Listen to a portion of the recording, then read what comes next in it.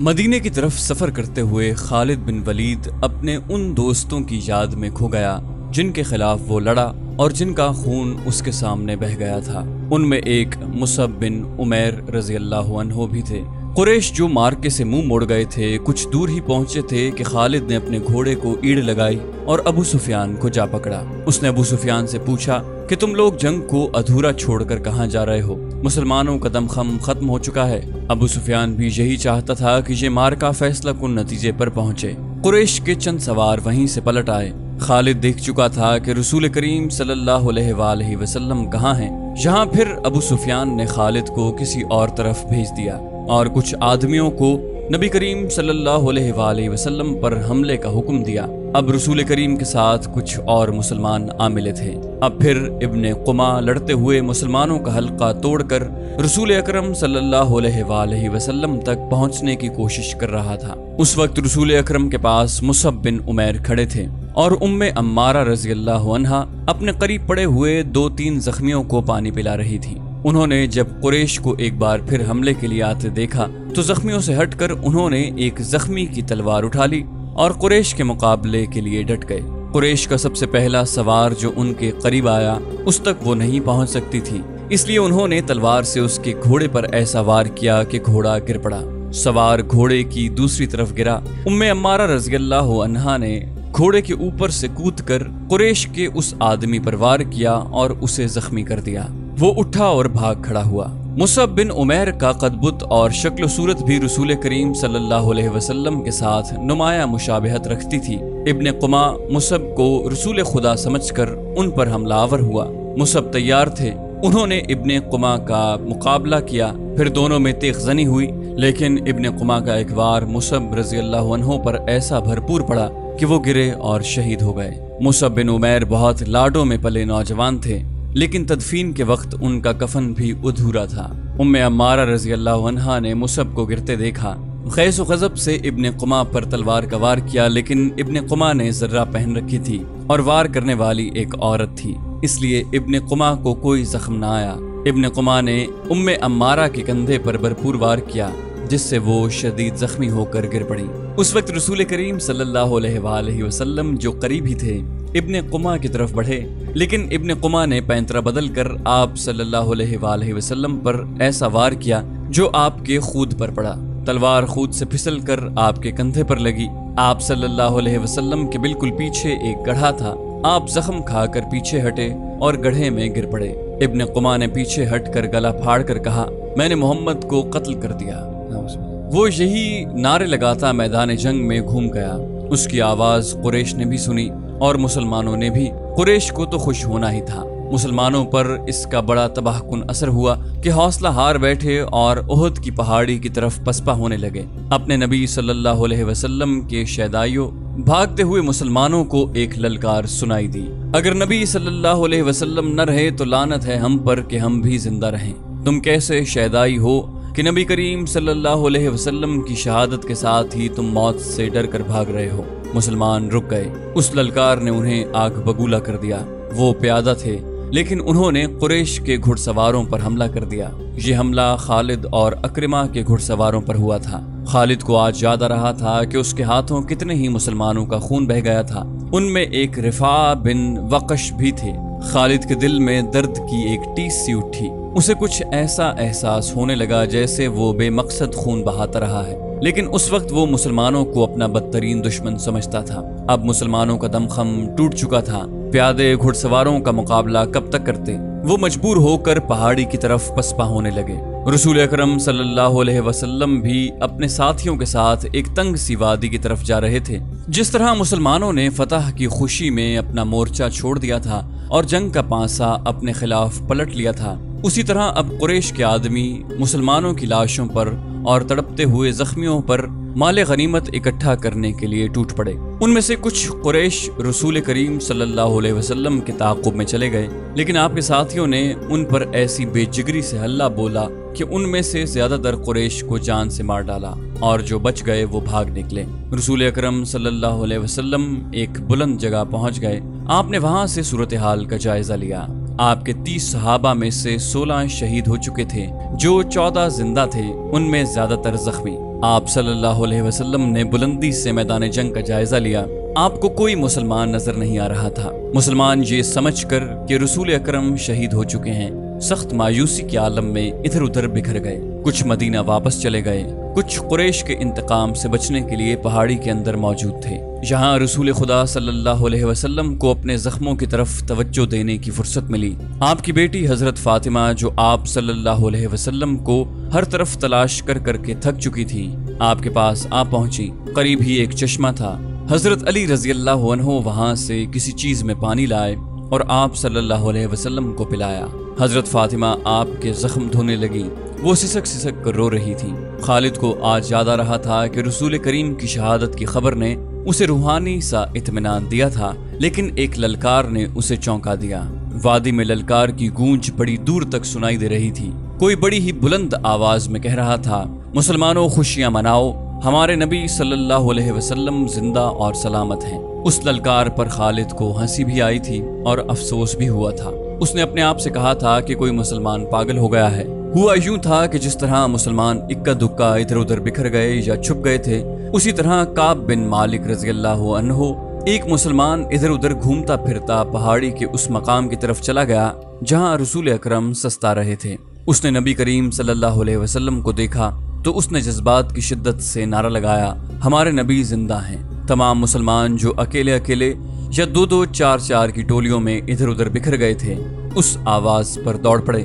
حضرت عمر رضی اللہ عنہ بھی اسی آواز پر رسول خدا تک پہنچے تھے۔ اس سے پہلے ابو سفیان میدان جنگ میں پڑی ہوئی ہر ایک لاش کو دیکھتا پھر رہا تھا۔ وہ رسول کریم صلی اللہ علیہ وسلم کا جسد مبارک تلاش کر رہا تھا۔ اسے قریش کا جو بھی آدمی ملتا اس سے پوچھتا، تم نے محمد کی لاش نہیں دیکھی؟ اسی تلاش میں خالد اس کے سامنے آ گیا۔ خالد، ابو سفیان نے پوچھا، تم نے محمد کی لاش نہیں دیکھی؟ خالد نے جواب دیا نہیں، اور ابو سفیان کی طرف ذرا سا جھک کر پوچھا، کیا تمہیں یقین ہے کہ محمد قتل ہو چکا ہے؟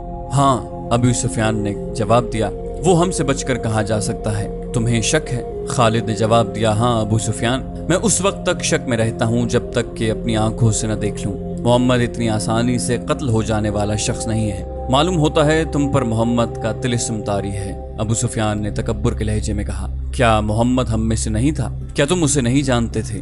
جو شخص اتنی قتل و غارت کا ذمہ دار ہے، ایک روز اسے بھی قتل ہونا ہے۔ محمد قتل ہو چکا ہے، جاؤ اور دیکھو، اس کی لاش کو پہچانو، ہم اس کا سر کاٹ کر مکہ لے جائیں گے۔ عین اس وقت پہاڑی میں سے کعب رضی اللہ عنہ بن مالک کی للکار گرجی، مسلمانوں خوشیاں مناؤ، ہمارے نبی زندہ سلامت ہیں۔ پھر یہ آواز بجلی کی کڑک کی طرح گرجتی کڑکتی وادی اور میدان میں گھومتی پھرتی رہی۔ سن لیا ابو سفیان؟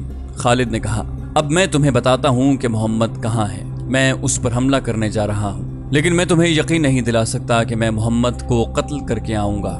کچھ دیر پہلے خالد نے رسول کریم اور ان کے ساتھیوں کو پہاڑی کے اندر جاتے دیکھا تھا، لیکن وہ بہت دور تھے۔ خالد ہار ماننے والا اور اپنے ارادے کو ادھورا چھوڑنے والا آدمی نہیں تھا۔ اس نے اپنے چند ایک سواروں کو ساتھ لیا اور پہاڑی کے اس مقام کی طرف بڑھنے لگا جدھر اس نے رسول کریم صلی اللہ علیہ وسلم کو جاتے دیکھا تھا۔ مشہور مورخ ابن حشام کی تحریر سے پتہ چلتا ہے کہ رسول اکرم نے جب خالد کو اپنے سواروں کے ساتھ اس گھاٹی پر چڑھتے دیکھا جہاں آپ تھے تو آپ کے منہ سے بے ساختہ نکلا، خدائے ذوالجلال انہیں اس وقت وہیں کہیں روک لے۔ خالد اپنے سواروں کے ساتھ گھاٹی چڑھتا جا رہا تھا۔ وہ ایک درہ سا تھا جو تنگ ہوتا جا رہا تھا۔ گھوڑوں کو ایک قطار میں ہونا پڑا۔ رسول کریم صلی اللہ علیہ وسلم زخموں سے چور پڑے تھے۔ حضرت عمر رضی اللہ عنہ نے جب خالد اور اس کے سواروں کو اوپر آتے ہوئے دیکھا تو وہ تلوار نکال کر کچھ نیچے اترے۔ ولید کے بیٹے حضرت عمر نے للکارا، اگر لڑائی لڑنا جانتے ہو تو اس درہ کی تنگی کو دیکھ لو، اس چڑھائی کو دیکھ لو، کیا تم اپنے سواروں کے ساتھ ہمارے ہاتھ سے بچ کر نکل جاؤ گے؟ خالد لڑنے کے فن کو خوب سمجھتا تھا۔ اس نے دیکھ لیا تھا کہ یہ جگہ گھوڑوں کو گھما پھرا کر لڑانے کے لیے موزوں نہیں ہے بلکہ خطرناک ہے۔ خالد نے خاموشی سے اپنا گھوڑا گھمایا اور اپنے سواروں کے ساتھ وہاں سے نیچے اتر آیا۔ جنگ احد ختم ہو چکی تھی۔ قریش اس لحاظ سے برتری کا دعویٰ کر سکتے تھے کہ انہوں نے مسلمانوں کو زیادہ نقصان پہنچایا، لیکن یہ جنگ ہار جیت کے بغیر ختم ہو گئی تھی۔ لیکن یہ ہماری شکست تھی۔ خالد کو جیسے اپنی آواز سنائی دی۔ مسلمانوں کی نفری 700 تھی اور ہم 3000 تھے۔ ہمارے پاس 200 گھوڑے تھے۔ ہماری فتح تب ہوتی جب ہم محمد کو قتل کر دیتے۔ خالد نے اپنے آپ میں جھنجھناہٹ محسوس کی۔ اس پر ایسی کیفیت طاری ہو گئی کہ اس کے دانت بجنے لگے۔ اسے جنگ کا آخری منظر یاد آنے لگا۔ اس نے اس بھیانک یاد کو ذہن سے نکالنے کے لیے سر کو جھٹک دیا، لیکن مکھیوں کی طرح یہ یاد اس کے ارد گرد بھن بھناتی رہی۔ اسے اپنے آپ میں شرم سی محسوس ہونے لگی۔ جنگجو یوں نہیں کیا کرتے۔ خالد جب حضرت عمر رضی اللہ عنہ کی للکار پر واپس آ رہا تھا تو اس بلندی سے اس کی نظر میدان جنگ پر پڑی۔ وہاں لاشیں بکھری ہوئی تھیں، شاید ان میں بے ہوش زخمی بھی ہوں گے۔ لاشوں اور زخمیوں کو اٹھانے کے لیے نہ ابھی مسلمان آگے بڑھے تھے نہ اہل قریش۔ خالد کو ابو سفیان کی بیوی ہند نظر آئی۔ وہ ہاتھ میں خنجر لیے ہوئے دوڑے چلے آ رہی تھی۔ اس کے اشارے پر قریش کی وہ عورتیں جو قریش کے لشکر کے ساتھ آئی تھیں اس کے پیچھے پیچھے دوڑی آئیں۔ وہ اونچے قد کی اور فربہی مائل جسم کی پہلوان قسم کی عورت تھی۔ وہ ہر ایک لاش کو دیکھتی۔ کوئی لاش اوندھے منہ پڑی ہوئی نظر آتی تو وہ پاؤں کی ٹھوکر سے اس لاش کو سیدھا کر کے دیکھتی۔ اس نے اپنے ساتھ کی عورتوں سے کہا کہ وہ حمزہ رضی اللہ عنہ کی لاش تلاش کریں۔ اسے حمزہ کی لاش مل گئی۔ ہندا بھوکے درندے کی طرح لاش کو چیرنے پھاڑنے لگی۔ اس نے لاش کے کچھ اعضاء کاٹ کر پرے پھینک دیے۔ اس نے دوسری عورتوں کو دیکھا جو اس کے قریب کھڑی تھی۔ کھڑی دیکھ کیا رہی ہو؟ ہند نے ان عورتوں سے یوں کہا جیسے وہ پاگل ہو چکی ہو۔ یہ دیکھو میں نے اپنے باپ، اپنے چچا اور اپنے بیٹے کے قاتل کی لاش کا کیا حال کیا ہے۔ جاؤ مسلمانوں کی ہر ایک لاش کا یہی حال کر دو اور سب کے کان اور ناک کاٹ کر لے آؤ۔ اب وہ عورتیں مسلمانوں کی لاشوں کو چیرنے پھاڑنے کے لیے وہاں سے ہٹ گئیں تو ہند نے خنجر سے حمزہ رضی اللہ عنہ کا پیٹ چاک کر کے اس کے اندر ہاتھ ڈالا۔ اس کا ہاتھ باہر آیا تو اس میں حمزہ رضی اللہ عنہ کا کلیجہ تھا جو ہندا نے خنجر سے کاٹ لیا۔ اس نے اسی پر اکتفا نہ کیا اور کلیجے کا ایک ٹکڑا کاٹ کر اس نے اپنے منہ میں ڈال لیا اور بری طرح اسے چبانے لگی، لیکن تھوڑی دیر بعد اس نے کلیجے کے ایک ٹکڑے کو اگل دیا۔ خالد کو دور ابو سفیان کھڑا نظر آیا۔ ہند کی اس وحشیانہ حرکت نے خالد کا مزاج کرکرا کر دیا تھا۔ وہ جنگجو تھا، وہ صرف آمنے سامنے آ کر لڑنے والا آدمی تھا۔ اپنے دشمن کی لاشوں کے ساتھ یہ سلوک نہ صرف یہ کہ اسے پسند نہ آیا بلکہ اس نے نفرت کی نگاہ سے دیکھا۔ ابو سفیان کو دیکھ کر خالد نے اپنے گھوڑے کو ایڑ لگائی اور ابو سفیان کے پاس جا گھوڑا روکا۔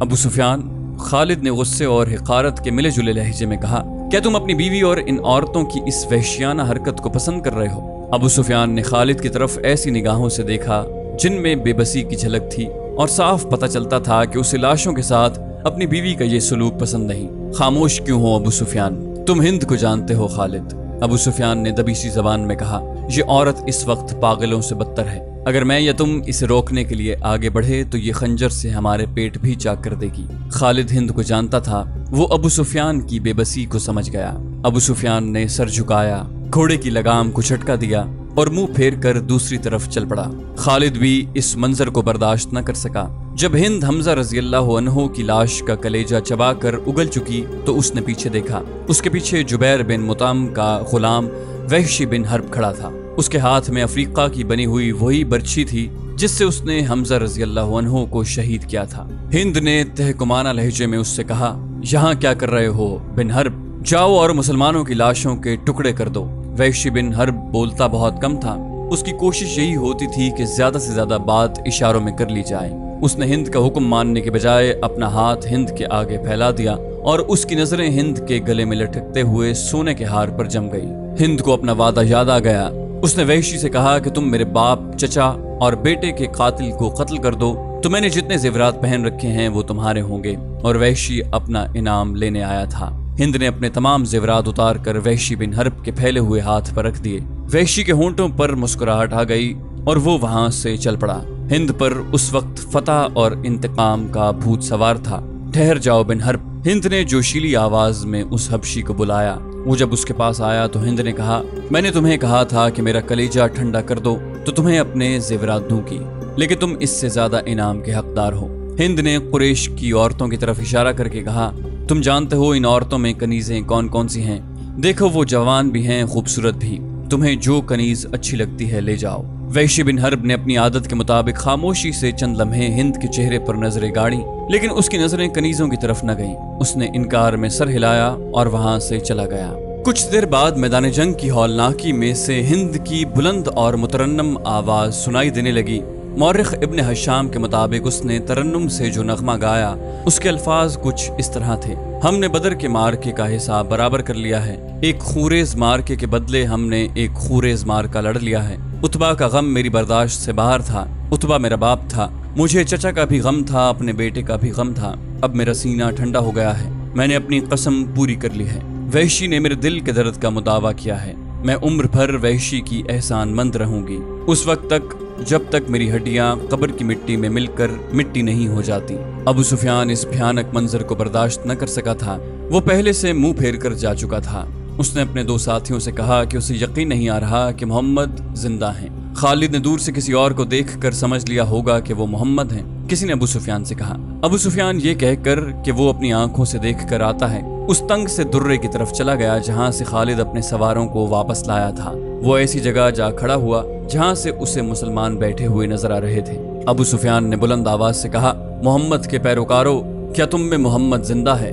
رسول کریم صلی اللہ علیہ وسلم نے آواز سنی تو اپنے ارد گرد بیٹھے ہوئے مسلمانوں کو اشارہ کیا کہ وہ خاموش رہیں۔ ابو سفیان نے اپنا سوال اور زیادہ بلند آواز سے دہرایا۔ اب بھی اسے کوئی جواب نہ ملا۔ کیا ابو بکر تم میں زندہ موجود ہیں؟ ابو سفیان نے بلند آواز سے پوچھا۔ اب بھی اسے کوئی جواب نہ ملا۔ 3 بار پوچھنے کے باوجود بھی مسلمان خاموش رہے۔ کیا عمر زندہ ہے؟ ابو سفیان نے پوچھا۔ اب کے بھی مسلمانوں نے خاموشی اختیار کیے رکھی۔ ابو سفیان نے گھوڑے کو دوڑایا، اس نے نیچے دیکھا۔ قریش کے بہت سے آدمی رسول اکرم صلی اللہ علیہ وسلم کے متعلق صحیح خبر سننے کو بےتاب کھڑے تھے۔ ابو سفیان نے چلا کر اعلان کیا، اے اہل قریش، محمد مر چکا ہے، ابو بکر اور عمر بھی زندہ نہیں۔ اب مسلمان تمہارے سائے سے بھی ڈریں گے۔ خوشیاں مناؤ، ناچو۔ اہل قریش ناچنے اور ہلڑ مچانے لگے، لیکن گرجتی ہوئی ایک آواز نے انہیں خاموش کر دیا۔ اے خدا کے دشمن! درے کی بلندی سے حضرت عمر رضی اللہ عنہ کی آواز گونجی، اتنا جھوٹ نہ بول، وہ تینوں زندہ ہیں جن کے نام لے کر تو انہیں مردہ کہہ رہا ہے۔ اپنے قبیلے کو دھوکہ مت دے، تجھے تیرے گناہوں کی سزا دینے کے لیے ہم سب زندہ ہیں۔ ابو سفیان نے طنزیہ قہقہہ لگایا اور بلند آواز سے کہا، ابن الخطاب، تیرا خدا تجھے ہم سے محفوظ رکھے، کیا تو اب بھی ہمیں سزا دینے کی بات کر رہا ہے؟ کیا تو یقین سے کہتا ہے کہ محمد زندہ ہیں؟ حضرت عمر بن خطاب کی آواز جواب میں گرجی، اللہ کی قسم ہمارے نبی زندہ ہیں، اللہ کے رسول تمہارا ایک ایک لفظ سن رہے ہیں۔ عربوں میں رواج تھا کہ ایک مارکا ختم ہونے کے بعد دونوں فریقوں کے سردار یا سالار ایک دوسرے پر تانوں اور پھپتیوں کے تیر برسایا کرتے تھے۔ ابو سفیان اسی دستور کے مطابق کھڑا حضرت عمر سے ہم کلام تھا۔ تم حبل اور عزا کی عظمت کو نہیں جانتے، ابو سفیان نے کہا۔ حضرت عمر رضی اللہ عنہ نے رسول اکرم صلی اللہ علیہ وسلم کی طرف دیکھا۔ آپ صلی اللہ علیہ وسلم اونچا بول نہیں سکتے تھے۔ آپ نے حضرت عمر کو بتایا کہ وہ ابو سفیان کو کیا جواب دیں۔ حضرت عمر نے بلند آواز سے کہا، او باطل کے پجاری، اللہ کی عظمت کو پہچان جو سب سے بڑا اور سب سے زیادہ طاقت والا ہے۔ ہمارے پاس حبل جیسا دیوتا اور عزا جیسی دیوی ہے۔ ابو سفیان نے کہا، کیا تمہارے پاس کوئی ایسا دیوتا یا دیوی ہے؟ رسول کریم نے حضرت عمر کی زبان سے کہلوایا، ہمارے پاس اللہ ہے۔ جنگ کا فیصلہ ہو چکا تھا۔ ابو سفیان نے کہا، تم نے بدر میں فتح پائی تھی، ہم نے اس پہاڑی کے دامن میں تم سے انتقام لے لیا۔ اگلے سال ہم تمہیں بدر کے میدان میں ہی مقابلے کے لیے للکاریں گے۔ حضرت عمر نے رسول اللہ صلی اللہ علیہ وسلم کے الفاظ بلند آواز سے دہرائے، انشاءاللہ اب تمہارے ساتھ ہماری ملاقات بدر کے میدان میں ہی ہوگی۔ ابو سفیان نے گھوڑے کو موڑا، 2 قدم ہی چلا ہوگا کہ اس نے گھوڑے کو روک دیا۔ اے عمر، ابو بکر اور محمد، ابو سفیان نے اب کے سرا ٹھہری ہوئی آواز میں کہا، تم جب میدان سے اپنی لاشیں اٹھاؤ گے تو تمہیں کچھ ایسی لاشیں بھی ملیں گی جن کے اعضاء کٹے ہوئے ہوں گے اور انہیں چیرا پھاڑا گیا ہوگا۔ خدا کی قسم میں نے کسی کو ایسا کرنے کا حکم نہیں دیا، اور میں نے تمہاری لاشوں کے ساتھ یہ سلوک بالکل بھی پسند نہیں کیا۔ اگر اس کا الزام مجھ پر عائد کرو گے تو میں اسے اپنی توہین سمجھوں گا۔ ابو سفیان نے گھوڑے کو موڑ کر گھوڑے کو ایڑ لگا دی۔ چلتے چلتے خالد کے گھوڑے نے اپنے آپ ہی رخ بدل لیا۔ خالد نے گھوڑے کو نہ روکا، وہ سمجھ گیا کہ گھوڑے نے پانی کی مشک پا لی ہے۔ کچھ دور جا کر گھوڑا نیچے اترنے لگا۔ خالد کو یہ مقام یاد آ گیا، جنگ احد کے بعد واپسی پر قریش نے کچھ دیر یہاں قیام کیا تھا۔ نیچے پانی کا خاصا ذخیرہ موجود تھا۔ گھوڑا بڑی تیزی سے گھاٹی اتر گیا اور پانی پر جا رکا۔ خالد گھوڑے سے کود کر نیچے اترا اور 2 زانو ہو کر چلو بھر بھر کر اپنے چہرے پر پانی پھینکا۔ ذرا سستانے کے لیے بھربھری سی ایک چٹان کے ساتھ بیٹھ گیا۔ اسے وہ وقت یاد آیا जब ओहद के मार्के के बाद अहले कुरैश वापस आए थे, उन्होंने मदीना से कुछ दूर आकर क़याम किया था। इस क़याम के दौरान कुरैश के सरदार इस बहस में उलझ गए थे कि वापस मक्का पहुंचा जाए या मुसलमानों पर एक और हमला किया जाए। सफवान बिन उमैया ने कहा था, हम शिकस्त खाकर नहीं आए। अगर तुम ये समझते हो कि मुसलमानों की हालत बहुत बुरी है तो अपनी हालत देखो, हमारी हालत भी अच्छी नहीं है। अब मुसलमानों के साथ इतनी जल्दी लड़ने का खतरा मोल नहीं लेना चाहिए, हो सकता है किस्मत हमारा साथ न दे। जब ये बहस जारी थी तो कुरैश के कुछ आदमी दो मुसाफिरों को पकड़कर सरदारों के सामने ले आए। उन्हें बताया गया कि ये दोनों आदमी जो अपने आप को मुसाफिर कहते हैं, हमारे खैमों के इर्द गिर्द घूम फिर रहे थे और हमारे 4-5 आदमियों से उन्होंने पूछा कि तुम लोग कहाँ जा रहे हो। इन दोनों ने अबू सुफियान और दूसरे सरदारों के सामने भी यही बयान दिए कि वो मुसाफिर हैं और किसी जगह का नाम लेकर कहा कि वो उधर जा रहे हैं। अबू सुफियान के हुक्म से उनके फटे पुराने कपड़े जो उन्होंने पहन रखे थे उतरवाए गए तो अंदर से खंजर और तलवारें बरामद हुई। उनसे पूछा गया कि तुमने ये हथियार छुपा कर क्यों रखे हैं। खालिद की नजर बहुत तेज थी, उसे शक हुआ कि ये मुसलमानों के जासूस हैं। उन दोनों को कुरैश की फौज के सामने लाकर खड़ा किया और पूछा गया कि उन्हें कोई पहचानता है। 2-3 आवाजें आई कि हम इन्हें पहचानते हैं, ये यसरब के रहने वाले हैं। इस एक को मैं अच्छी तरह जानता हूँ। कुरैश के आदमी ने उठकर कहा, इसे मैंने अपने खिलाफ लड़ते हुए देखा था।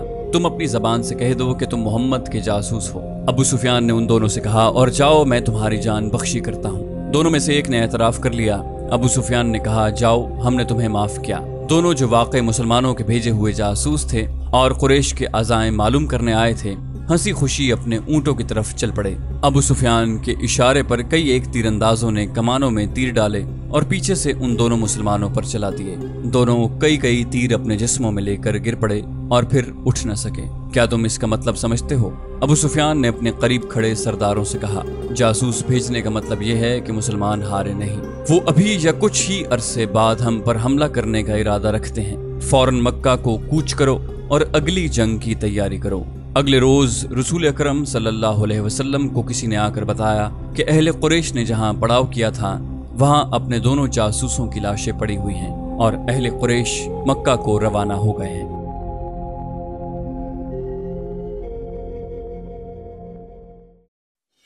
चैनल को सब्सक्राइब कीजिए और बेल आइकन पर क्लिक कीजिए ताकि आपको तमाम वीडियोस फौरन मिलती रहें।